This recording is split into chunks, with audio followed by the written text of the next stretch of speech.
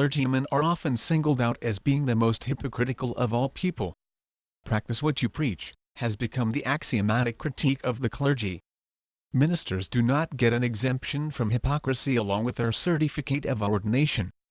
Perhaps the clergy, more than any other group, are prone to this particular sin. In the first place, the clergy must live with high expectations from their congregations and with classical stereotypes molding their behavior. The temptation to fake a kind of piety that is not genuine is a great one. There are many motives that lead men into the ministry. Some of these motives are noble, some are not so noble. A man may seek the ministry out of a profound faith and sincere desire to serve God. However, some are motivated by a strong sense of unbelief. How can it be?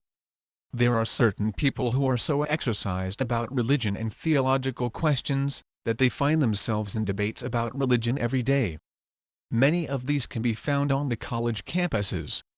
Their constant arguments about religion lead them to study it more and more, if for no other reason than to refute it. Some of these people end up in seminary, and carry their skeptical crusade throughout their entire lives from inside the church. It is a kind of "if you cannot beat them, join them" syndrome. Other motivations for ordination may include the desire to escape the draft. Seminaries were unusually crowded during the Vietnam conflict. The desire to have a profession, which gives opportunity for public leadership. Family pressure, "my mother always wanted me to be a minister" syndrome. The desire to find a conduit for carrying out humanitarian programs. Or even to silence the nagging guilt feelings that unbelief may bring. Another reason people enter the ministry is for the money, as the faith or health and wealth ministries preach.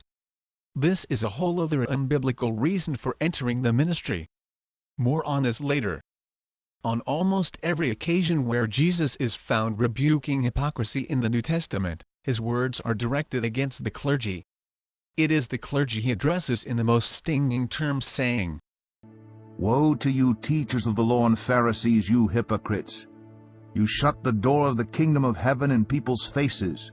You yourselves do not enter, nor will you let those enter who are trying to.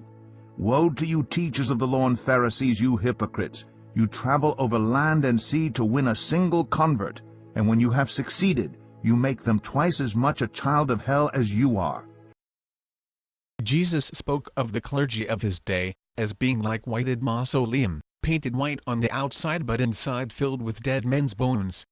"Woe to you, teachers of the law and Pharisees, you hypocrites! You are like whitewashed tombs, which look beautiful on the outside, but on the inside are full of the bones of the dead and everything unclean.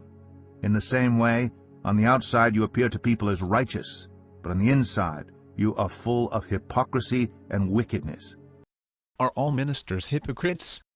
Certainly there is no minister in the world who practices perfectly what he preaches. If the pastor only could preach about what he himself has mastered, he would have precious little to preach about. That is one of the most difficult dimensions of being a minister. It is important to remember that the sermon is to be directed to the minister as well as the congregation. In fact, many such sermons are born out of the minister's own personal struggles. The minister is required to preach about the holiness of God and perfect obedience long before he himself is perfectly obedient. To preach at a higher level than you perform is not hypocrisy. To claim a higher level of performance than you have attained is hypocrisy.